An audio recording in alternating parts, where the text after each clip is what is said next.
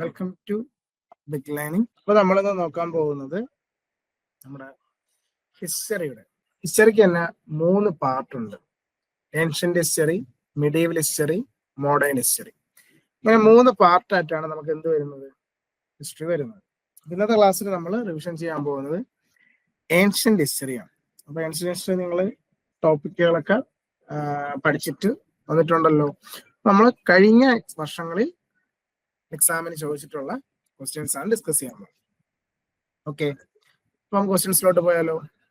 നമ്മുടെ ഫസ്റ്റ് ചോദ്യം, dockyard is found in which site of Indus valley civilization? Indus valley സിവിലൈസേഷന്റെ സൈറ്റിലാണ് dockyard കണ്ടെത്തിയത്? ഡോക്യാർഡ് എന്താണ് ഈ ഡോക്യാർഡ് എന്നറിയോ?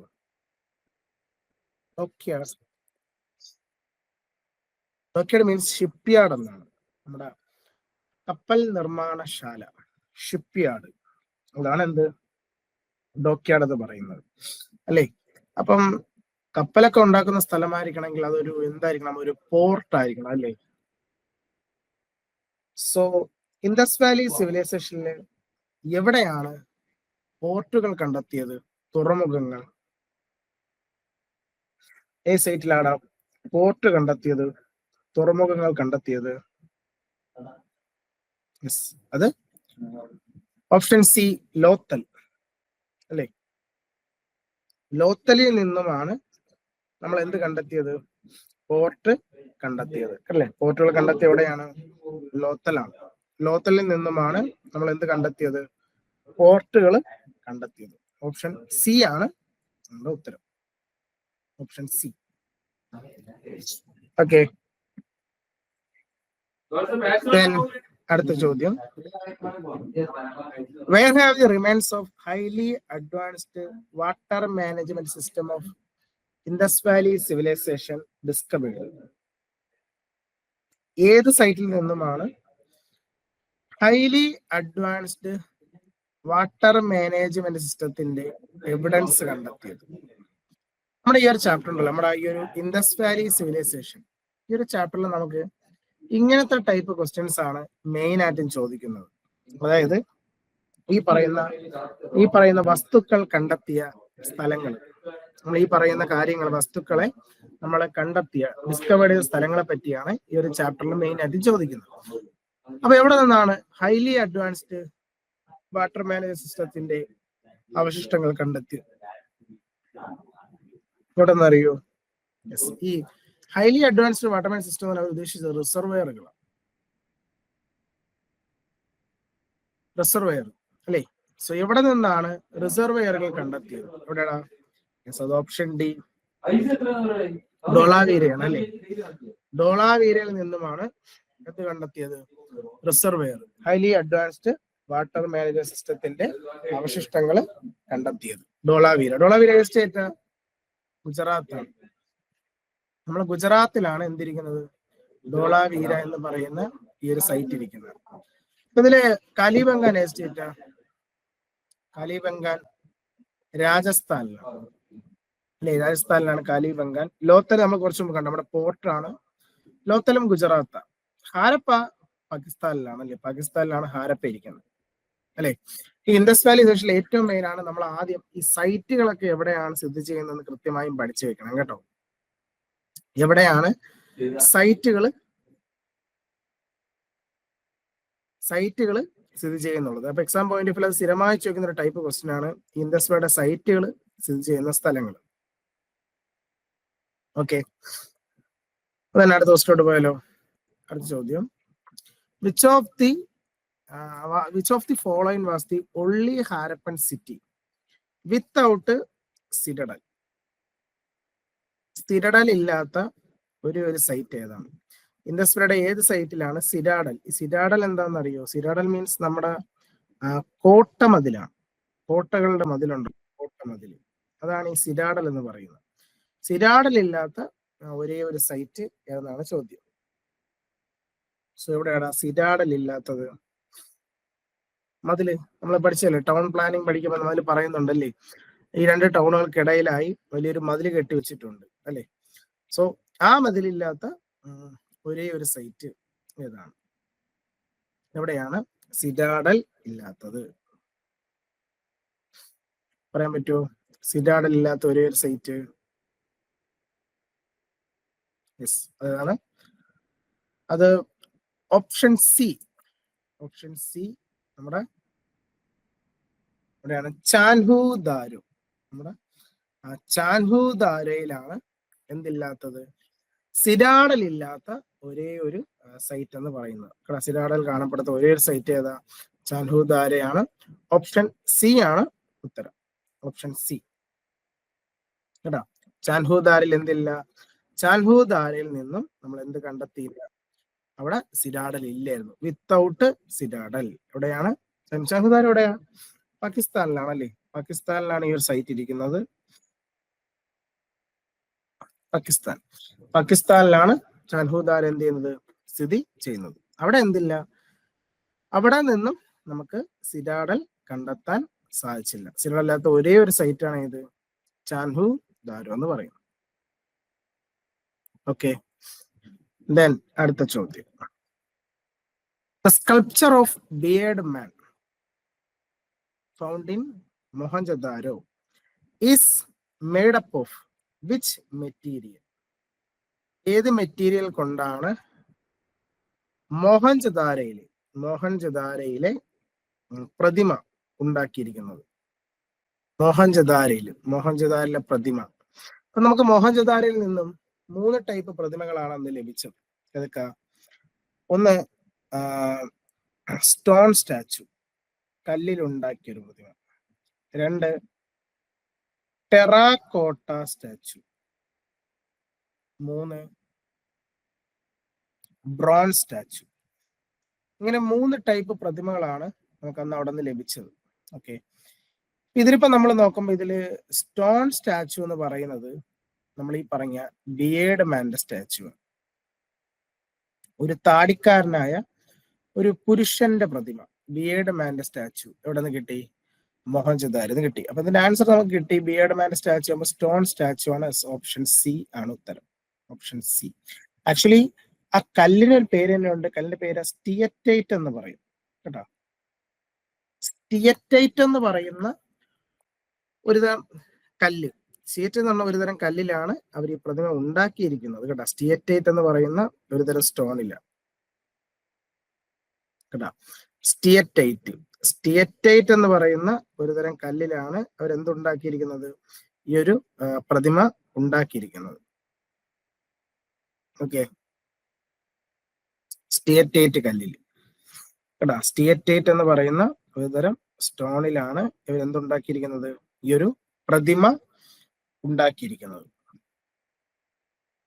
ഓക്കെ, അതിലേക്ക് നമുക്ക് കിട്ടിയത് രണ്ടാമത്തെ നമ്മുടെ ടെറാക്കോട്ടയാ. ടെറാക്കോട്ട എന്ന് പറയുന്നത് എന്താ? ഈ ചെളിയും കളിമണ്ണും ഒക്കെ വെച്ച് പ്രതിമ ഉണ്ടാക്കുന്നവര്, അത് ചെളിയും കളിമണ്ണും വെച്ച് പ്രതിമ ഉണ്ടാക്കിയതിനു ശേഷം പ്രതിമ എന്ത് ചെയ്യും? ചുട്ടെടുക്കും. അങ്ങനെ ഉണ്ടാക്കുന്ന പ്രതിമയാണ് എന്ത്? ടെറാക്കോട്ട സ്റ്റാച്ചു എന്ന് പറയും. രണ്ടാമത്തത്. ദെൻ മൂന്നാമത്തത് ബ്രോൺസ് സ്റ്റാച്ചു. എന്താണ്? വെങ്കലത്തിൽ ഉണ്ടാക്കിയ പ്രതിമ, bronze statue. Okay, so bronze statue വളരെ ഇമ്പോർട്ടന്റ് ആണ്. ആക്ച്വലി ഈ ബ്രോൺസ് സ്റ്റാച്ചു അവര് ഉണ്ടാക്കാനായിട്ട് ഒരു മെത്തേഡ് അവർ യൂസ് ചെയ്യുന്നുണ്ട്. അതിനെയാണ് ലോസ്റ്റ് വാക്സ് ടെക്നിക് എന്ന് പറയും. അതായത് നമ്മുടെ മെഴുകെടുത്ത് മെഴുകില് രൂപമുണ്ടാക്കി മെഴുകിനെ ഉരുക്കി കളഞ്ഞിട്ട് അതിലേക്ക് നമ്മുടെ ഈ ബ്രോൺസ് ഒഴിച്ചാണ് ഇവർ ഈ പറഞ്ഞ മെറ്റലില്, അത് ഈ പറഞ്ഞ നമുക്ക് ബ്രോൺസ് ഒരു അലോയിയാണ്, ആ ബ്രോൺസ് ഉപയോഗിച്ച് ഇവര് പ്രതിമ ഉണ്ടാക്കിയ കേട്ടാ. ആരുടെ പ്രതിമയാ? അതൊരു പെൺകുട്ടിയാണ്. പെൺകുട്ടി എന്ത് ചെയ്യുന്നുണ്ട്? ഡാൻസ് ചെയ്യുന്നുണ്ട്. ഡാൻസിങ് ഗേളിന്റെ സ്റ്റാച്ചു എന്തിലുണ്ടാക്കിയ? ബ്രോൺസിൽ ഉണ്ടാക്കിയ പ്രതിമ. അങ്ങനെ 3 ടൈപ്പ് പ്രതിമകളാണ് നമുക്ക് ഉടനെ ലഭിച്ചത്. കല്ലില്, ടെറാക്കോട്ടയില്, ബ്രോൺസിൽ. സോ നമ്മുടെ ചോദ്യം ബിയേർഡ് മാന്റെ സ്റ്റാച്ചു. അപ്പൊ ബിയേർഡ് മാന്റെ ഉണ്ടാക്കിയത് കല്ലിലായിരുന്നു. ഓപ്ഷൻ സി ആണ് നമ്മുടെ ആൻസർ. ഓക്കെ, ഇതൊരു സ്ഥിരമായി ചോദിക്കുന്നതാണ്. അപ്പൊ ഏറ്റവും പ്രധാനമായി നോക്കേണ്ടത് നമുക്ക് ഈ ഒരു 3 പ്രതിമയും ലഭിച്ചത് എവിടെ നിന്നാ? മോഹൻജദാരോ. നമുക്ക് ഈ 3 പ്രതിമയും ലഭിച്ച എവിടെ നിന്നാണ്? മോഹൻജദാരയിൽ നിന്നുമാണ് നമുക്ക് ഈ ഒരു 3 പ്രതിമയും നമുക്ക് എന്ത് ചെയ്യുന്നത് ലഭിക്കുന്നത്. ഓക്കെ, അതിന് അടുത്ത ക്വസ്റ്റിലോട്ട് പോയാലോ. Which Harappan site shows the evidence of ploughed fields? ഏത് ഹാരപ്പൻ സൈറ്റ് ആണ് ഫ്ലൗഡ് ഫീൽഡ്സിന്റെ എവിഡൻസുകൾ കിട്ടിയത്? എന്താണ് ഈ ഫ്ലൗഡ് ഫീൽഡ്സ് എന്ന് പറയാൻ? നമ്മുടെ കലപ്പയാണ്. നമ്മുടെ കലപ്പ ഉണ്ടല്ലോ, കലപ്പയാണ് സംഭവം. അപ്പൊ എവിടെ നിന്നാണ് കലപ്പ കിട്ടിയത്?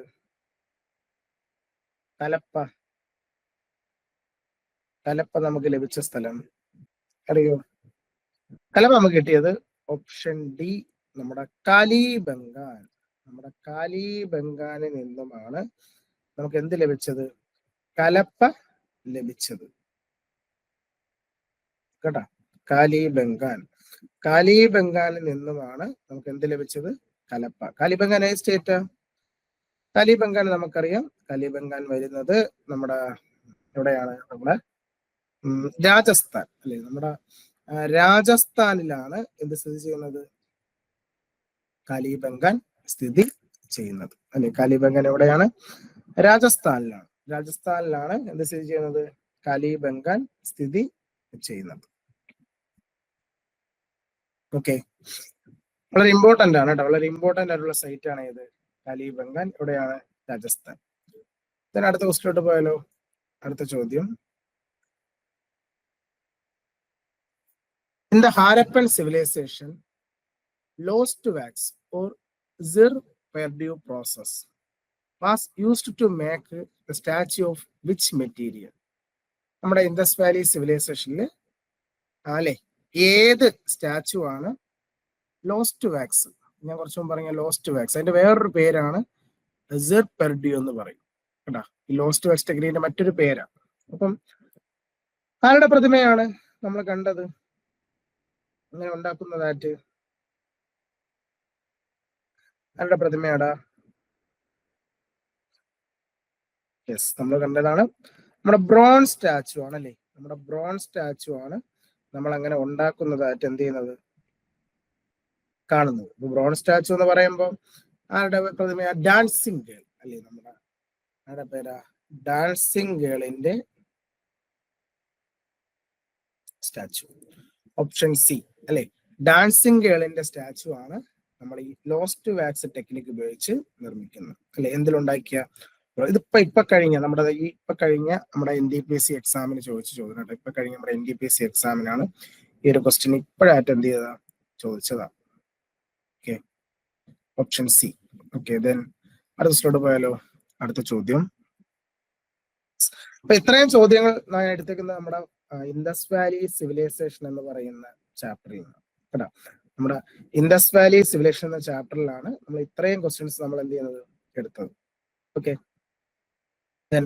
അടുത്തതിലോട്ട് പോയാലോ. അടുത്തത് നമ്മൾ പോണത് നമ്മുടെ രണ്ടാമത്തെ ചാപ്റ്റർ ആണ്. വേദിക് ഏജിൽ നിന്നുള്ള ക്വസ്റ്റ്യൻസ് ആണ് എടുത്തേക്കുന്നത്. വേദിക് ഏജ് അല്ലെ, വളരെ പ്രധാനപ്പെട്ട ഒരു ചാപ്റ്റർ ആണ്. ഏത്? നമ്മുടെ വേദകാലഘട്ടം എന്ന് പറയുന്ന ചാപ്റ്റർ. അപ്പൊ ആ ചാപ്റ്ററിൽ നിന്നുള്ള കുറച്ച് ക്വസ്റ്റ്യൻസ് ആണ് എടുത്തിട്ടുള്ളത്. നമുക്ക് നോക്കിയാലോ. ഫസ്റ്റ് ക്വസ്റ്റ്യൻ എന്താണ്? How many Vedangas there in total? എത്ര വേദാംഗങ്ങൾ ഉണ്ട്? എത്ര വേദാംഗങ്ങൾ? How many Vedangas there in total? എത്ര ഉണ്ടെന്ന് അറിയോ? വേദാംഗങ്ങൾ അറിയോ? ആക്ച്വലി വേദങ്ങൾ എത്രയാ നമുക്കറിയാം. വേദങ്ങൾ 4 എണ്ണമാണ് അല്ലെ. മൊത്തമായി 4 വേദങ്ങളാണ് നമുക്ക് പറഞ്ഞത്. ഏതൊക്കെയാ? ഋഗ്വേദം, സാമവേദം, യജുർവേദം, ഫോർത്ത് വൺ അഥർവവേദം അല്ലെ. അങ്ങനെ മൊത്തമായി നമുക്ക് 4 വേദങ്ങളാണ് നമുക്ക് പറഞ്ഞത് അല്ലെ. അപ്പൊ ഇതില് ഏറ്റവും ഓൾഡസ്റ്റ് വേദം ഏതാ? അതൊരു ക്വസ്റ്റ്യൻ ആണ് കേട്ടോ. വേദങ്ങളിൽ ഏറ്റവും പഴക്കം ചെന്ന വേദം ഏത്? വേദങ്ങളിൽ ഏറ്റവും പഴക്കം ചെന്ന വേദം ഏതാടാ? വേദങ്ങളിൽ ഏറ്റവും പഴക്കം ചെന്ന വേദം, വേദങ്ങളിൽ ഏറ്റവും പഴക്കം ചെന്ന വേദം എന്ന് പറയുന്നത് നമ്മുടെ ഏതാ? നമ്മുടെ ഋഗ്വേദമാണ്. ഋഗ്വേദമാണ് വേദങ്ങളിൽ ഏറ്റവും എന്താണ്? ഏറ്റവും ഓൾഡസ്റ്റ് വേദം. വേദങ്ങളിൽ ഏറ്റവും ഓൾഡസ്റ്റ് വേദം ഏതാ? ഋഗ്വേദമാണ്. കേട്ടോ, അങ്ങനെ മൊത്തം 4 വേദം. നമുക്കറിയാം 4 വേദവും 4 കാര്യങ്ങളെ പറ്റിയാണ് പറയുന്നത്. ഋഗ്വേദത്തിൽ പറയുന്നത് എന്താ? റിച്വൽസ് അല്ലേ? സോറി, റിച്വൽസ് അല്ല, ഋഗ്വേദത്തിൽ എന്താ? മന്ത്ര, ഹൈംസ്, ഹൈംസിനെ പറ്റിയാണ് പറയുന്നത്. സമവേദത്തിലാണെങ്കിൽ സംഗീതത്തെ പറ്റി പറയുന്ന വേദം. യജുർവേദത്തിലാണ് എന്തിനാ? റിച്വൽസ്, ആചാരങ്ങളെ പറ്റി പറയുന്നു. അഥർവേദത്തിലാണെങ്കിൽ മാജിക്കൽ സ്പെൽസ് അല്ലെ, ദുർമന്ത്രവാദത്തെ പറ്റി പറയുന്ന വേദമാണ് അഥർവേദം. ഈ 4 വേദങ്ങൾ, ഈ 4 വേദങ്ങൾ എഴുതിയിരിക്കുന്നത് 6 കാര്യങ്ങളെ ബേസ് ചെയ്താണ്. 6 കാര്യങ്ങളെ ബേസ് ചെയ്താണ് ഇത് എഴുതിയിട്ടുള്ളത്. ആ 6 കാര്യങ്ങളെ വിളിക്കുന്ന പേരാണ് വേദാംഗാസ്. എത്ര വേദാംഗങ്ങളുണ്ട്? 6 വേദാന്തങ്ങൾ ഉണ്ട്. എത്ര വേദാന്തങ്ങളുണ്ട്?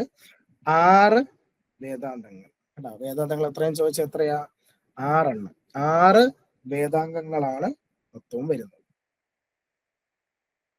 കേട്ടോ, 6 വേദാംഗങ്ങൾ.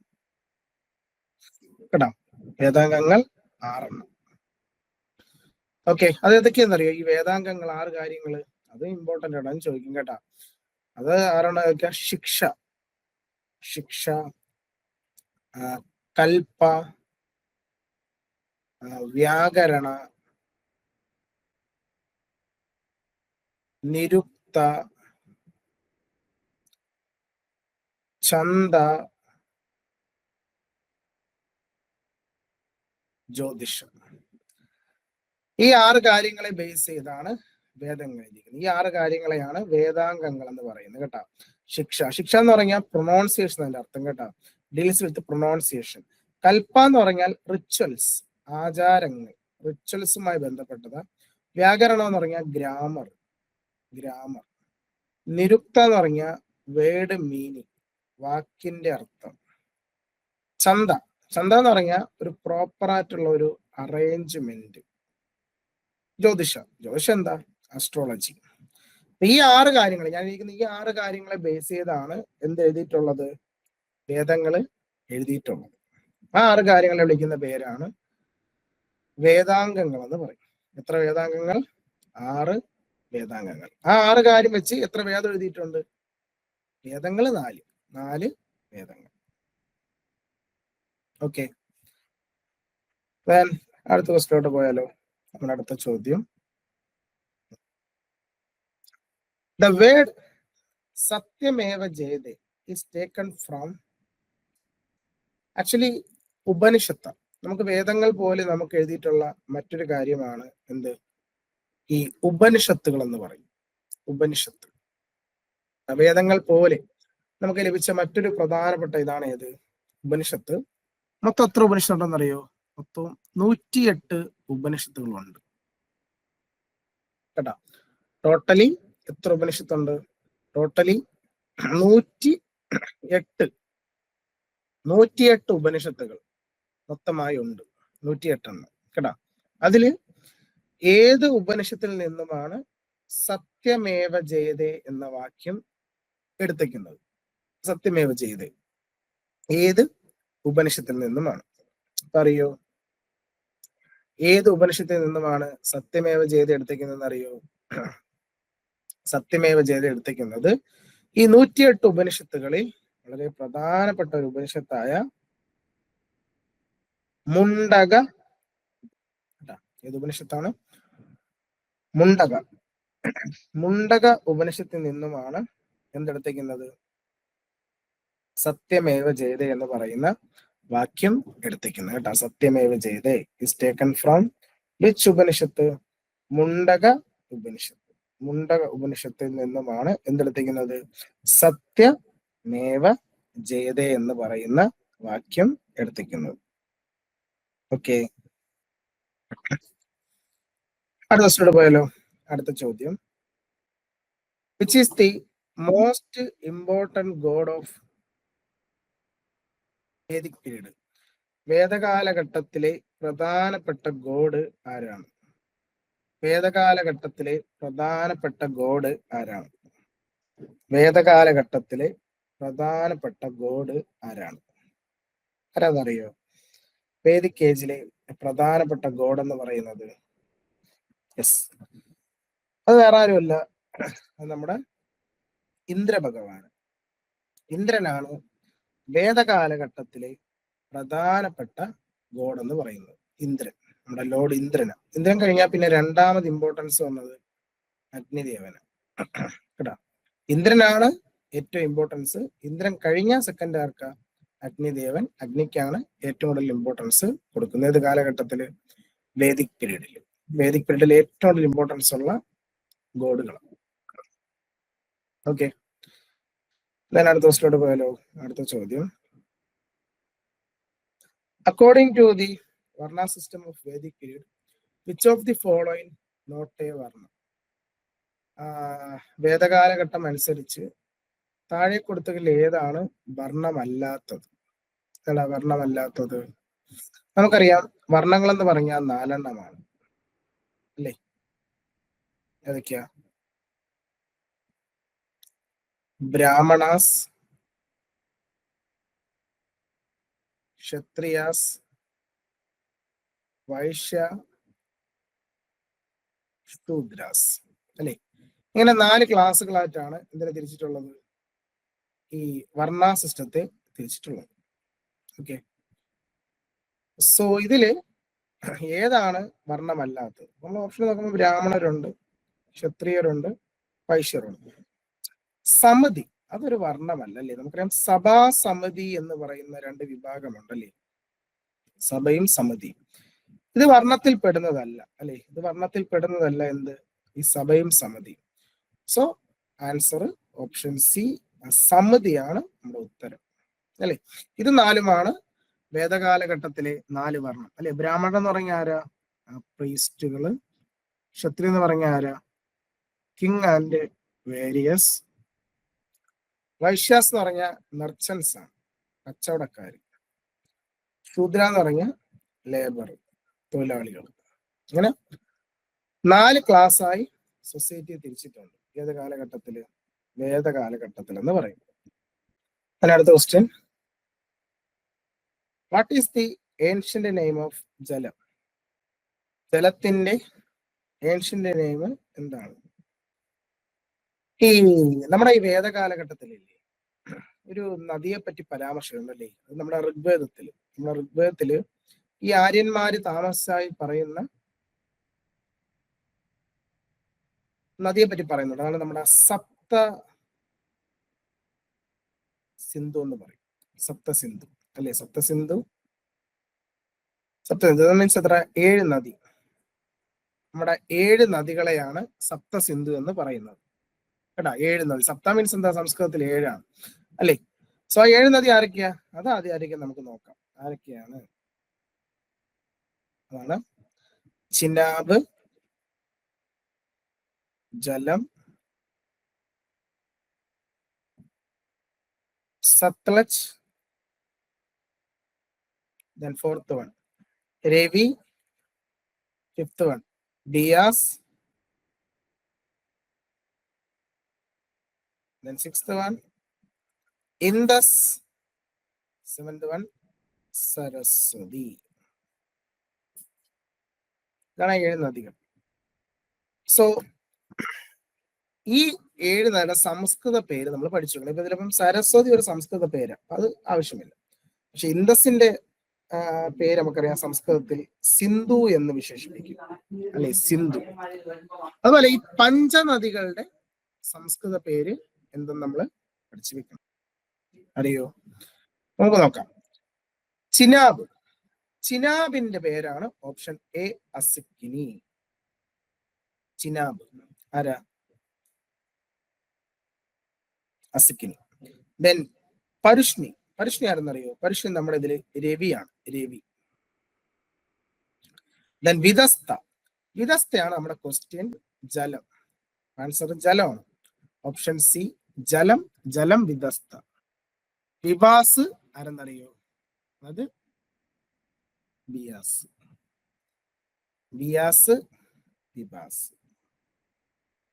ഇതാണ് നമ്മുടെ എന്താണ് നമ്മുടെ നദികൾ.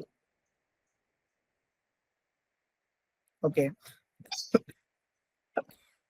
ഇമ്പോർട്ടന്റ് ആട്ടെ. ഈ 7 നദികളും നമ്മുടെ എക്സാമിന് സ്ഥിരമായി ചോദിക്കുന്നതാണ്, ഈ സപ്തസിന്ധു ബേസ് ഉള്ള ചോദ്യങ്ങൾ. അതുകൊണ്ട് കൃത്യമായിട്ടും ഈ 7 നദിയും അതിൽ നമ്മുടെ ഈ 6 പേരുടെ, സരസ്വതി സംസ്കൃത പേര്, ബാക്കി 6 പേരുടെ സംസ്കൃത പേര് കൃത്യമായിട്ട് എന്ത് ചെയ്യുക, പഠിച്ചു വെക്കുക. എക്സാം പോയിന്റ് ഓഫ് ക്വസ്റ്റ്യൻസ് വരുന്ന. ഓക്കെ ഓക്കെ, ഞാൻ അടുത്ത സ്റ്റെപ്പ് പോയാലോ. അടുത്ത ചോദ്യം, in which year sati regulation was abolished? ഏത് വർഷമാണ് സതി റെഗുലേഷൻ സതി നിരോധിച്ച വർഷം? ഏത് വർഷമാണ് ഇന്ത്യയിൽ സതി നിരോധിച്ച വർഷം? അറിയോ സതി നിരോധിച്ച വർഷം? സതി നിരോധിച്ചത് ഓപ്ഷൻ സി 1829 അല്ലേ? നമ്മുടെ 1829 ഇതിൽ എന്ത് നിരോധിക്കപ്പെടുന്നത്? സതി നിരോധിക്കപ്പെടുന്നത് കേട്ടാ. 1829. Who abolished sati? ആരാടാ സതി നിരോധിച്ചത്? അറിയോ? സതി നിരോധിച്ചത് നമ്മുടെ വേറെ ആരില്ല, നമ്മുടെ വില്യം ബെന്റിക് പ്രഭു. നമ്മുടെ വില്യം ബെന്റിക് പ്രഭു ആണ് അല്ലെ, ബ്രിട്ടീഷ് ഗവർണർ ജനറൽ ആണ് അല്ലെ. അദ്ദേഹമാണ് എന്ത് ചെയ്തത്? സതി നിരോധിച്ചത്. ഏത് വർഷം?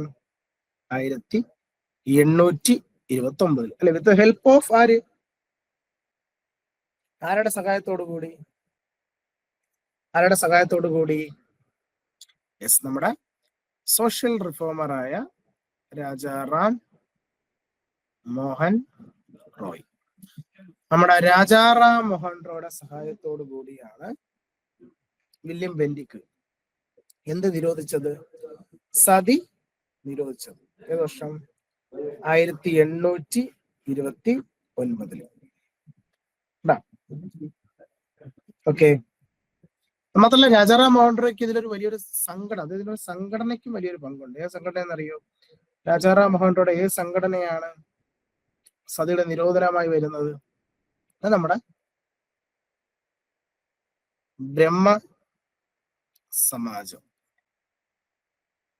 നമ്മുടെ ബ്രഹ്മസമാജമാണ്. ബ്രഹ്മസമാജം രൂപീകരിച്ച വർഷം അറിയോ? ഏത് വർഷമാണ് ബ്രഹ്മസമാജം രൂപീകരിച്ചെന്നറിയോ? ബ്രഹ്മസമാജം രൂപീകരിച്ച വർഷം അത് 1828. സതി നിരോധിക്കുന്നതിന് തൊട്ട് മുമ്പത്തെ വർഷം. സതി നിരോധിക്കുന്നതിന് തൊട്ട് മുമ്പത്തെ വർഷമാണ് എന്ത്? ബ്രഹ്മസമാജം എന്ത് ചെയ്യുന്നത്? രൂപീകരിച്ചത്. 1828 ബ്രഹ്മസമാജം എന്ത് ചെയ്യുന്നത്? രൂപീകരിച്ചത് കേട്ടാ. ഓക്കെ, ആ ബ്രഹ്മസമാജത്തിന് വലിയൊരു പങ്കുണ്ട് എന്തിന്റെ നിരോധനവുമായി ബന്ധപ്പെട്ട്? സതിയുടെ നിരോധനമായി ബന്ധപ്പെട്ട്. then അടുത്ത ക്വസ്റ്റിലോട്ട് പോയാലോ. അടുത്ത ചോദ്യം, at which place did Buddha pass away? ഏത് സ്ഥലത്ത് വെച്ചാണ് ബുദ്ധൻ? അപ്പൊ നമ്മൾ പോകുന്നത് നമ്മുടെ 3ാമത്തെ ചാപ്റ്ററിലോട്ടാണ് അല്ലേ. ഏത് കേജ് കഴിഞ്ഞു? നെക്സ്റ്റ് ചാപ്റ്റർ ആണ് ബുദ്ധിസം ആൻഡ് ജൈനിസം. നമ്മുടെ അടുത്തൊരു ചാപ്റ്റർ ആണ് നമ്മുടെ ബുദ്ധമതവും ജൈനമതവും. Buddhism and Jainism. സോ എന്താന്ന് നോക്കിയാലോ, ബുദ്ധിസവും ജൈനിസവും. ഓക്കെ, സോ അതിന്റെ ക്വസ്റ്റ്യൻ ആണ് at which place Buddha pass away? ബുദ്ധന്റെ മരിച്ച സ്ഥലം, ബുദ്ധന്റെ ഡെത്ത് പ്ലേസ് ആണ് ചോദിക്കുന്നത്. സോ എവിടെയാടാ ബുദ്ധന്റെ ഡെത്ത് പ്ലേസ് വരുന്നത്? എവിടെ എന്നറിയോ? ബുദ്ധന്റെ മരണസ്ഥലം ആക്ച്വലി നമ്മൾ ഈ കൊടുത്തിരിക്കുന്ന 4 സ്ഥലം ബുദ്ധന്റെ ജീവിതവുമായി ബന്ധപ്പെട്ട് വരുന്ന 4 സ്ഥലം. അതിലൊന്ന് ലുംബിനി. ലുംബിനി ബുദ്ധന്റെ ബർത്ത് പ്ലേസ് ആണ്, ജന്മസ്ഥലം ലുംബിനി. 2 സാരാനാഥ്. സാരാനാഥ് എന്ന് പറയുന്നത് ബുദ്ധന്റെ ഫസ്റ്റ് സെർമൺ നടന്ന സ്ഥലം. സെർമൺ മീൻസ് സ്പീച്ച് ആണ്. ബുദ്ധന്റെ ഫസ്റ്റ് സ്പീച്ച് കണ്ടക്ട് ചെയ്ത സ്ഥലം സെർമൺ. കൂശ് നഗരമാണ് ബുദ്ധന്റെ എന്ത് സ്ഥലം? സമാധി, മഹാപരിനിർവാണ എന്ന് പറയും കേട്ടോ.